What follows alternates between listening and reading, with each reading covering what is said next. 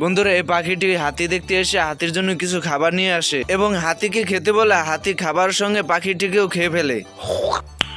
আর মানুষ পান না, বারবার শুধু আমার উপরে। ये सब क्या देखना पड़ रहा है? হাতিটা এসে গর্তে পা দেওয়ার জন্য বিড়াল হাতিটার পা ঠেলে সরানোর চেষ্টা করে, কিন্তু অনেক চেষ্টা করার পরও ব্যর্থ হয়। হাতিকে ভয় দেখানোর জন্য বিড়াল একটি খেলনা ইঁদুর নিয়ে আসে এবং হাতিকে ডেকে বলে, पीछे देखो पीछे। আহা আমি পারি না আর পারি না।